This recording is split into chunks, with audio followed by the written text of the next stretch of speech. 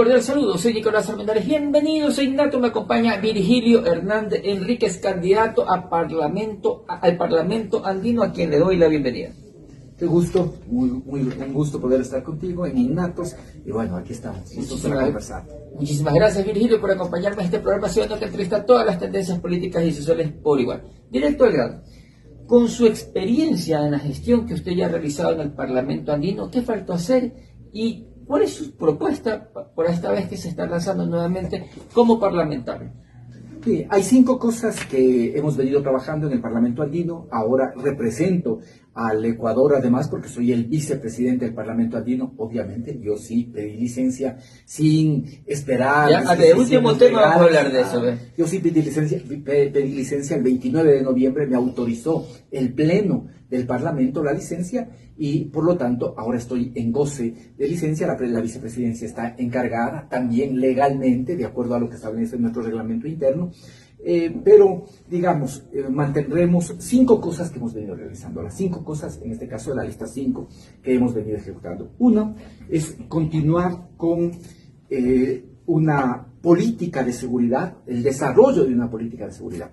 En enero del año anterior, cuando se presentó la crisis de seguridad, se declaró el conflicto armado interno en el Ecuador, inmediatamente se reunieron los cancilleres y los ministros de gobierno, establecieron una hoja de ruta. Esa hoja de ruta en esa hoja estaba previsto llegar a un plan regional de seguridad. No se ha avanzado mucho, sin embargo, como Parlamento nosotros cumplimos el establecimiento de unos lineamientos de política de seguridad. Esto no es como el Plan Fénix, esto sí existe. Son 12 políticas generales, 35 políticas concretas que se pueden aplicar para poder tener un plan de seguridad. Ya tenemos los lineamientos. ¿Cuál es el segundo paso? El segundo paso es tener un plan de seguridad regional. Esto es fundamental. Si los problemas son regionales, las respuestas tienen que ser regionales. El narcotráfico, la delincuencia organizada, la minería ilegal, la trata de personas son delitos transnacionales. Por lo tanto, hay que buscar salidas globales, regionales, que nos permitan enfrentar estos flagelos, estos delitos. Tenemos los lineamientos, hay que ir hacia un plan regional de seguridad. Primer tema. Segundo tema, que ya estamos haciendo, que no tenemos que pedir autorización de los cancilleres, independientemente de que ellos se reúnan o no, es el tema de la red andina de universidades. Empezamos con 12, en este momento estamos con 50. ¿Qué es lo que en este momento se busca? Que exista movilidad entre los estudiantes y docentes de las universidades de la región andina, que puedan pasar un semestre, un año, como parte de su vida académica. O sea, podría tener una titulación, por ejemplo, entre los países que conforman. Si yo estudié en Ecuador, por ejemplo, podría titularme también en una universidad en Colombia. Por ahora, el objetivo es que se reconozca. Si tú estudias un semestre, un año, esos estudios se reconocen. ¿Cuál es la visión de futuro? Tú estás adelantándote precisamente. Llegar a que se homologuen los títulos en la región andina. Para esto hay que crear, y ya está conformada, una comisión que analiza, que evalúa la calidad y acredita a las universidades. Y segundo, también hemos creado ya un comité, un comité que es el encargado de desarrollar la revista Saberes de la Anticuna, en donde se publicarán los trabajos académicos de estudiantes y profesores.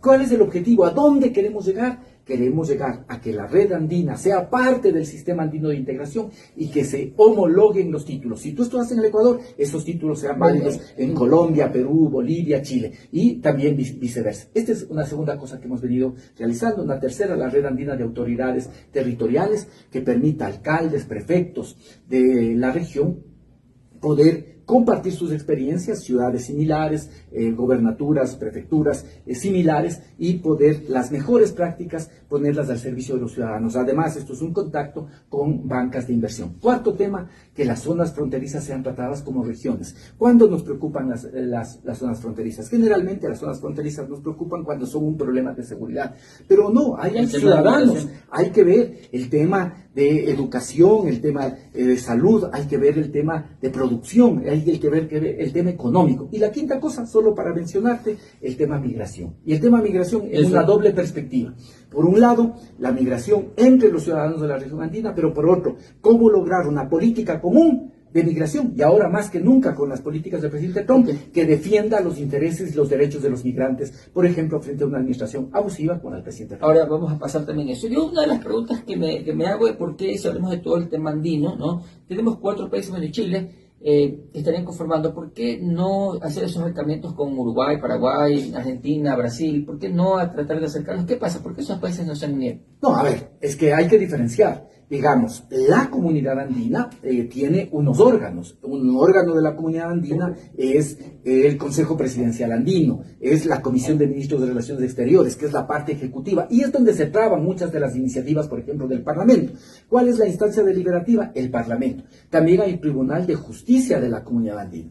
Entonces, esta es la comunidad andina, ¿no? Pero evidentemente hay Venezuela, también, por ejemplo, no está también... No, no es parte de la comunidad andina. Porque no se han integrado estos países. Entonces, mira, ¿qué es lo que pasa? Esta es la comunidad andina, pero hay el Parlamento del Mercosur, que es Parlasur, y nosotros tenemos relaciones fluidas entre Parlasur y Parlamento andino. De hecho, en el mes de noviembre tuvimos una tercera cumbre de la integración de los instrumentos parlamentarios regionales. Ahí estuvo Parlasur, estuvo Parlandino, estuvo el Parlamento Latinoamericano, estuvo el Parlamento de Centroamérica, ¿sí? El Parlacén, de tal forma que ahí ves cómo se va configurando los temas que tienen que ver con la integración parlamentaria. Okay. Ahora, ¿qué es el tema?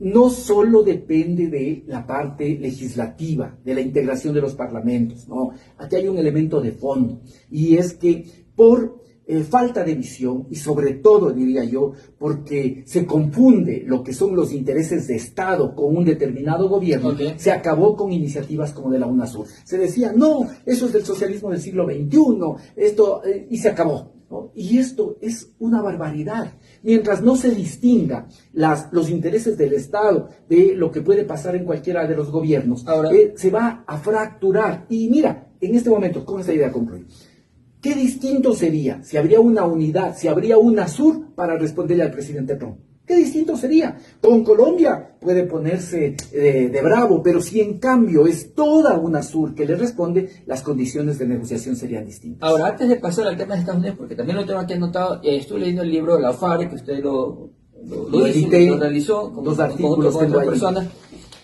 Y ahí yo estaba viendo que se tocan mucho las situaciones que se está dando en el país, ¿no? Yo quiero hacerle una pregunta, yo les hice esa pregunta, también, valga la redundancia, les pregunté ese día que estábamos en la rueda de prensa. ¿Cree que lo que está pasando con Evo Morales en este momento es similar a lo que ocurrió con Lenín Moreno acá en Ecuador? ¿Usted conoce lo que está pasando en este momento? ¿Cómo podemos relacionar o no hay una relación ahí? No conozco en detalle el tema, no conozco en detalle, he estado prácticamente desde noviembre, le digo, que se aprobó mi licencia, desde enero efectivamente se ejecutó, no conozco en detalle, pero sí le digo que hay toda una serie de hechos que a uno le pueden hacer ver que se está entrando precisamente en esta perspectiva de utilizar los estamentos del Estado para buscar proscribir, para buscar impedir una participación electoral. Le menciono 2 o 3 que en este momento tengo en la cabeza. No conozco a fondo la situación, no me puedo pronunciar sobre el tema jurídico. Porque es algo parecido que, por ejemplo, lo que pasó con el economista Rafael Correa, que sí, por eso le digo, el presidente Lenín Moreno. Ahora tenemos algo parecido que con alguien que era ciudadano. La primera cosa, arrebatan la dirección del MAS, ¿sí?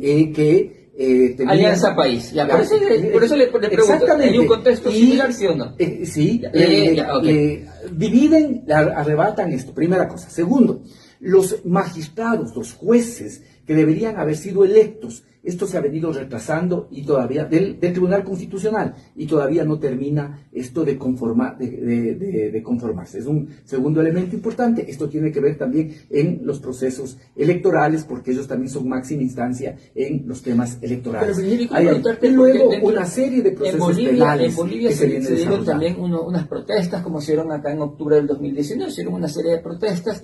Y vemos un escenario parecido. ¿A dónde quiero llegar con todo esto? Porque cuando yo entrevisté a Lenín Moreno, yo le pregunté qué responsabilidad tendría, por ejemplo, cuando Yajaira Urresta perdió el ojo. Él dijo que no tenía responsabilidad sobre eso, que no era la decisión de él. Usted, Paola Pavón y el señor Hernández estuvieron presos, ¿no? ¿Hubo o no responsabilidad del presidente Lenín Moreno sobre esos hechos? ¿Sí o no? Desde luego, sí, existió responsabilidad, desde luego, fue una consigna. Pero Mire, ellos dijeron que supuestamente fueron ustedes encarcelados, y le hago la comparación con Bolivia, no nos deslindemos de esa parte, porque se dieron actos vandálicos, así como la Contraloría del Amazonas y se los responsabilizó prácticamente ustedes, que desde la prefectura se estaría manejando todo esto. pero nunca pudieron proveer, no, es que esto yo no quiero dejarlo pasar. No, así, no, obviamente, hay que hablarlo, porque el tema es que pueden decir muchas cosas, nunca tuvieron un solo elemento, es que estas son cosas que indignan, un solo elemento para vincular nuestra responsabilidad en ninguno de los actos violentos. En ninguno. Y sin embargo, por eso estuvimos presos, estuvimos con grillete, perseguidos, 3 años, llamados a juicio durante 18 meses, sin que se reúna el tribunal para poder ¿Quién fue la responsabilidad? María Paula Romo. María Paula Romo y Lenín Moreno. Lenín Moreno se desligó y le voy a mandar el corte para que diga, él dice yo que le no tiene digo nada que ver. a usted, señor Lenín Moreno, que usted fue el responsable directo a través de María Paula Romo. Fue una orden. ¿Por qué? Porque él salió con el alto mando militar a decir que esto, que nosotros habíamos viajado en el mes de agosto y que en el mes de agosto nos habíamos reunido en Venezuela y que ahí habíamos tramado este golpe y este proceso contra Lenín Moreno cuando ni sabíamos que esto iba a pasar. En la misma rueda de prensa yo también le pregunté y les dije, a ver, ¿por qué? Porque si bien es cierto, ¿qué rol tiene la CIDH aparte de venir a hacer visitas? Porque Paula fueron a visitar la CIDH, tengo entendido que usted también lo visitó la CIDH, no lo visitó usted la CIDH. No. Pero la CIDH, ¿qué hizo? Porque si ustedes están libres en este momento, y salió libre Paula Pavón, fue por la amnistía, tengo entendido, amnistía sí, en la Asamblea Nacional. Por eso salieron ustedes, si no, quizás serían presos todavía. No, sería injusto decir esto. Pero fue por la votación de la Asamblea que salieron. No, por la amnistía. No, a ver, nosotros salimos libres porque existió una jueza que se resistió a la presión política. Estaban con la libertad temporal condicional. Sí, pero cuando se dio la libertad fue gracias a la amnistía, y le pregunto, ¿qué rol juega ahí? No, es que está confundiendo ahí dos elementos. Sí, la CIDH lo que hizo es visitas, y como parte de esas visitas también elevó un informe, y en ese informe claramente se evidenciaba que había unas situaciones políticas que habían hecho que se irrespete la Constitución y la ley. Pero este fue un tema. Esto pasó el 6 de diciembre, si no ya me falla la memoria, el 6 de diciembre del año 2019. ¿Qué es lo que pasa?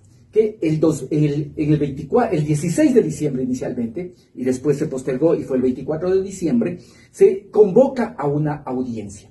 En esta audiencia, en primer lugar, se hacen 2 audiencias. Primero, el fiscal cambia el tipo del delito por el que nos acusaban. De rebelión agravada, de rebelión armada, porque nos acusaron de rebelión armada sin tener un solo elemento. Tanto es así que después la propia fiscalía dice, me hago corrijo, no tenemos elementos para rebelión armada, solo vamos a hacer por rebelión simple.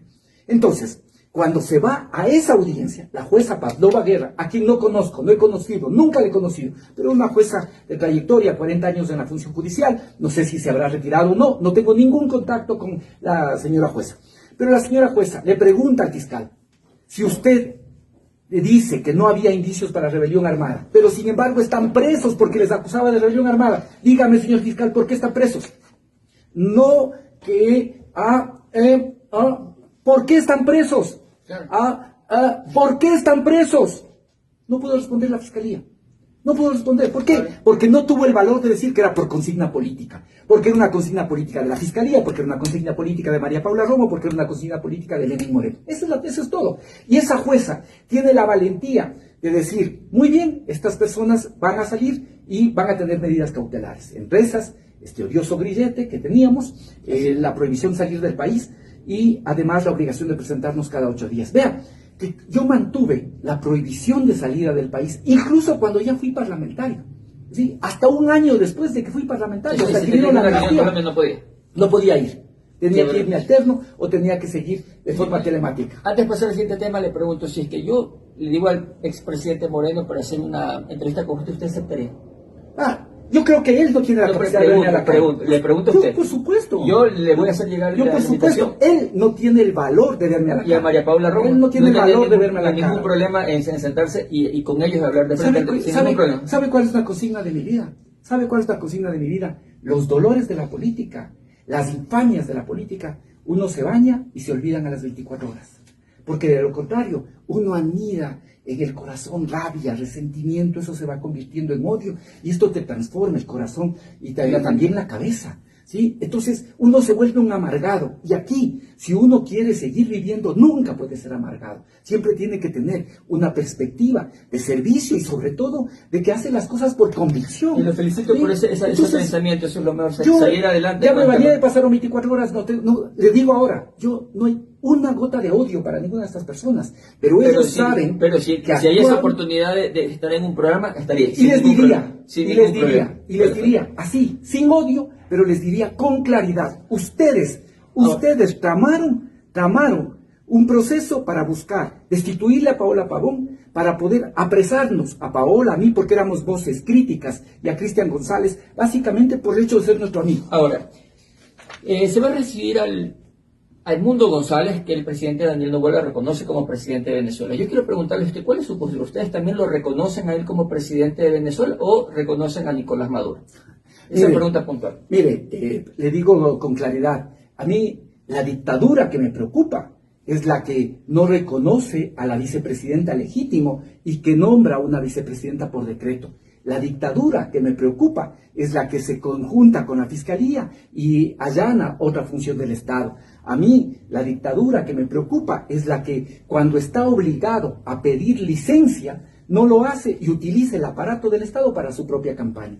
En esto, la posición de Luisa González ha sido clara. Ella será una presidenta de la paz y va a buscar tener una posición regional en este sentido. Ahora, en este tema yo le pregunto... Termino la idea, porque esta es una cosa importante. Y ella lo que ha dicho es que será y buscará facilitar el diálogo político, para que los problemas de los venezolanos, primero los resuelvan los venezolanos. El problema de los venezolanos tiene que ser resuelto por los venezolanos, primera cosa. Segundo, propondrá y buscará una situación de diálogo político, para que estos problemas puedan tratarse y puedan resolverse en paz. Y en el marco de ese diálogo político, si es necesario hablar con todos los actores, evidentemente, Luisa González tendrá que hablar. Y cuarto, le digo además una cosa adicional. Si es que incluso, como parte de ese diálogo, de esa posición de liderazgo regional que asumirá Luisa González, tiene que plantearse, por ejemplo, el escenario de nuevas elecciones, claro, tiene que plantearse el escenario de nuevas elecciones, pero no puede desconocerse una cosa, porque esto es importante, porque se habla mucho del tema de las elecciones. Tiene que, si es necesario convocar nuevas elecciones, que se lo haga, pero al mismo tiempo que se establezca que no puede haber elecciones con bloqueos criminales que básicamente afectan al pueblo venezolano. Pero exactamente, como eso es un problema del Estado de Venezuela, también Estados Unidos podría decir, ¿sabes qué? Es un problema de los colombianos y se los mando a las personas que entraron acá de forma indocumentada y de forma ilegal. Ahí tendremos una violación de derechos o tendremos el derecho de Estados Unidos de decir que se respete el derecho de entrar o a quién se le da visado para ese país. ¿Cómo entendemos esa parte? Mire, le digo con claridad, aquí hay una doble moral. Hay una doble moral, que no se nos vengan a hacer las víctimas, uy, que vienen tantos migrantes. No. ¿Por qué? ¿Usted cree que la administración del presidente Biden de alguna manera miró para un lado así mientras había los procesos migratorios? No. ¿Cuál era el tema? Que aquí también el mundo de alguna manera está presenciando un conflicto geopolítico. ¿Por qué de alguna forma miraron a un lado mientras pasaba el problema migratorio? Porque Estados Unidos requería de mano de obra barata para poder recuperarse económicamente en esta confrontación geopolítica que tiene con China. Entonces, no que no se hagan, no que ellos han sido afectados por la migración. Esta decisión que ha tomado Estados Unidos, ¿usted está de acuerdo o no? De repatriar a los indocumentados de los diferentes países, ¿usted está de acuerdo o no? ¿Considera que eso es una violación de derechos humanos por parte Claro que es una violación de derechos humanos, es una violación de derechos humanos. Ahora, hay unos derechos sustanciales, fundamentales de los individuos. ¿Usted cree que cuál es el delito que si hay delitos que han cometido las personas, esos delitos tienen que ser juzgados en función de lo que han cometido? Pero por el hecho de salir, ¿no? Por el hecho de salir de un país. Ahí hay una frase profunda, brutal de Bertolt Brecht, que dice, a mí no me gusta el término emigrantes. No, nos echaron, huimos. Eso es lo que pasó a miles de migrantes, por ejemplo, que salieron de aquí del Ecuador. No es que fueron porque tenían voluntad de irse. No, fueron porque no tenían oportunidades, porque no había empleo y porque cuando tenían un emprendimiento eran vacunados. Esa es la realidad. Pero es la realidad en este caso, hablemos de Ecuador, puntualmente, que sería la realidad de los ecuatorianos que salieron. Entonces hay que tener... la otra parte... Entonces hay que tener una política regional, porque los Estados Unidos también se beneficiaron de esa mano de obra barata que les permite recuperación económica. Entonces, ellos tuvieron un beneficio, no es que fueron afectados, no es que Biden miraba a otro lado porque solo estaba senil y no sabía qué hacer, y entonces veía así desesperado mientras Pero ahora están dentro de otro gobierno. Exacto. Y tienen las políticas y por eso tiene que haber una política coordinada, tiene que haber una política regional que defienda precisamente los derechos de los migrantes. ¿Qué es eso de traerles esposados? ¿Qué es eso de traerles esposados de pies y manos cuando son migrantes? Puede ser nuestro hermano, nuestro primo, nuestro familiar, nuestro vecino. Me indigno como por derechos eso. humanos. Tiene que haber una política regional en la que se mire el tema de los derechos humanos, pero se mire sobre todo la dignidad humana. A ver, Miguel, ahora le voy a hablar de otro tema que le va a indignar más a usted y también a mí. Y este tema a mí sí me indigna, y se lo digo como una persona que tiene un medio de comunicación que entrevista a todos por igual, ¿no? ¿Qué opina usted de estos medios de comunicación parcializados que toman una postura? Aquí yo le abro las puertas a todos. Porque a mí lo que me interesa es que el ciudadano saque sus propias conclusiones. Y yo se lo digo, yo que estoy aquí, a mí me da asco cuando alguien insulta, agrede y dice, no, es que es la libertad de expresión. ¿Qué opina usted de eso, Virgilio? Que lamentablemente, cuando hay gente que tiene mucho poder, como el presidente actual, que tiene poder económico, es uno de los herederos, gracias, es uno de los más grandes herederos de este país, ¿sí? Pero al mismo tiempo no conforme con eso, ¿sí? Porque así es la gente que tiene. Mientras más tiene, más quiere, ¿sí? Más avaricioso, ¿no? Eso mi madre no se equivocaba, ¿no? Quien más tiene, más quiere. ¿Ya? Encima de eso hace campaña con la plata del pueblo ecuatoriano. Y como tiene mucho dinero, mucho poder, piensa que puede comprar. Hay algunos que están de alquiler siempre. Y hay algunos medios y algunos periodistas que siempre están de alquiler. No solo de alquiler, algunos están de oferta, de remate. Yo estoy aquí para que me alquilen, aquí estoy de remate. Estos periodistas, yo les he dicho que ellos son comunicadores, no son activistas, mucho menos prostitutas, porque esa es la palabra.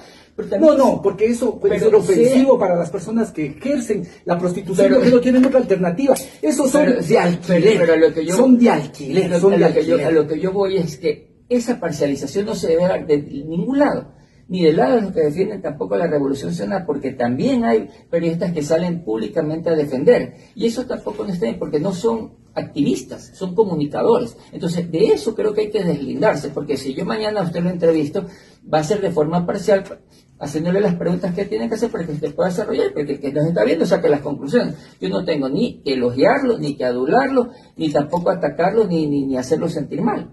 Es que eso es tan sencillo. Yo vuelvo a decir, y yo además dos cosas quiero decir. La primera, le digo que hay unos periodistas que no solo son de alquiler, siempre están en oferta. ¿Sí? Aquí estoy, alquílenme, estoy de oferta, hoy 3 por 1, sí, así hay, algunos, sí, que están con un gobierno, con otro, ¿no? Y lo voy a decir claro, gente como el señor Vera, siempre está de alquiler para los gobiernos con tal de que sea anticorreísta. Y llega incluso a decir infamias. Ese señor ha dicho infamias de mí. Dijo que yo era dueño de una empresa que fracasó en el voto telemático, y después lo repitió un señor también, Medardo Leas, a quien antes y cuando son tan inútiles, tan alquilados, que ni siquiera pueden ir a ver y habrán visto. ¿Se lo dijo alguna vez de frente? No. Le llamó a decirle, Besa, que quiero que usted me dé su versión. Le dije a través de la red, ¿sí? Le dije que me pruebe esta infamia, Obviamente, ellos creen... hay personas, no sé por qué, por cuál situación, pero creen que miden 5 metros, ¿no? ¿Por qué será? Eso ya le dejo para que usted pueda sacar sus propias conclusiones. Entonces, hay gente que se cree que está siempre en oferta, o que se pone de oferta con tal de atacar y seguir propagando el odio contra el correísmo. Esta es una cosa. La segunda que le voy a decir. Yo creo que los periodistas son seres humanos. Entonces, es imposible a un ser humano pedirle que sea absolutamente neutral o que sea objetivo. La objetividad no existe. Sí, tengo mi criterio. Exacto. Yo tengo mi propio criterio. No es humano. Pero no puedo confundir mi cosas personales con lo laboral, porque esto es un trabajo. Yo me debo a ellos, no me debo ni a usted, ni a mí, ni a nadie. Yo me debo a quien saque sus conclusiones, porque esa es mi labor. ¿Ya? El ciudadano saque sus conclusiones. Exacto. Bien. ¿Se trata de qué? De ser profesionales. Habrá algunos que están de acuerdo con usted, otros no. Y esa es la libertad de ellos. Mi opinión me la guardo para mí. Punto. ¿Y de qué se trata? Si tengo algo, se lo pregunto a usted directo, mirándolo a los ojos. ¿Y de qué se trata? De ser profesionales. Entonces yo no creo en eso de la objetividad. objetividad. Eso de la objetividad, desde mi punto de vista, no existe, es inhumano. Porque ¿acaso que el periodista no se desenvuelve en un medio, no mira una realidad, no tiene una posición? No, tiene derecho a tener una posición. ¿Qué es lo que se pide? Que sean profesionales, que no carguen también sus odios y sus intereses con su trabajo y que permitan exactamente la confrontación de ideas, que pueda haber opiniones de uno y otro lado. ¿Para qué? Para que el ciudadano saque su propia opinión. Eso es tan sencillo, sencillo lo que yo vengo pidiendo, y por eso nació este programa, viendo esa polarización de los medios de comunicación, que yo no estoy de acuerdo, estimado Virgilio, desde ayer invitarlo a otra entrevista, tiene que aceptar. A ver, antes de pasar a las preguntas finales del sí o no, ya está viendo el reloj, nos vamos rápido, pero entonces quiero preguntarle, porque la Asamblea Nacional se queda hasta el 14 de mayo, ¿no? ¿Crees tiempo suficiente como para que se pueda tratar todo este tema de las licencias, de los decretos donde no se nombran vicepresidentes? ¿Considera que ha habido un tipo de ilegalidad? ¿Y cree que usted exhortaría a la Asamblea que se trate eso, sí o no? No es un problema de la Asamblea, es un problema de la Corte. Señores de la Corte Constitucional. Que también puede traer la Comisión de Fiscalización. No, la Asamblea ya hizo lo que tenía que hacer, su presidenta hizo lo que tenía que hacer, y ha sido la Corte Constitucional. ¿Sabe qué está haciendo la Corte en este tiempo? En esto, que es un tema de interés mientras pasa la campaña. Así está la Corte. Bueno, el CNE tampoco nos ha pronunciado. No ha hecho nada.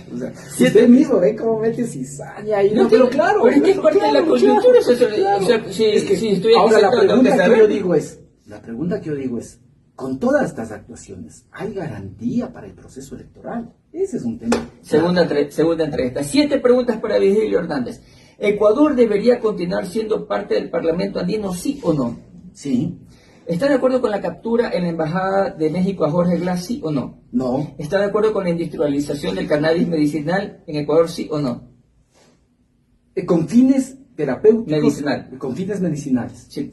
¿Está de acuerdo que desaparezca la Secretaría de la Mujer, sí o no? No. ¿Considera que el tiene que convertirse además en una institución fuerte, con recursos? ¿Está de acuerdo con que se reemplaza el dólar por el sucre, el sistema único de compensación? No, le costó mucho al Ecuador entrar al dólar y ahora le puede costar mucho más salir. No, yo estoy de acuerdo en que se mantenga la dolarización. ¿Está de acuerdo con el ingreso de bases extranjeras en Ecuador, sí o no? No, porque no resuelve absolutamente nada. Y finalmente aquí depende de nuestra amistad, ¿Barcelona o Emelec?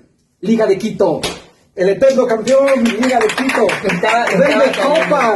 Estaba cayendo bien. Estimado Virgilio, por favor, un mensajito aquí, de verdad, esta entrevista. Bueno, un gusto, un abrazo. Esta interesante entrevista, a veces un poco acalorada, pero bueno, siempre un gusto, y está en sus manos la responsabilidad de decidir el año 2025, cuál es el futuro del país. Todas las 5. Muchísimas gracias, Virgilio. Gracias. Y a ustedes, queridos ciudadanos, como siempre digo, sean ustedes los que saquen sus propias conclusiones. Nos vemos en un próximo programa, y desde ya le mando un mensaje a la prefecta Paula Pavón que venga y me visite. Y no sé por qué anda molesta conmigo. Yo no he dicho nada, le he dicho 20 veces. Aquí se nos trata bien, ¿ve? Venga, por favor, prefecta. Muchísimas gracias. ¿Y Liga Nacional? Ahí vamos. Barcelona, ¿verdad? Chao, chao.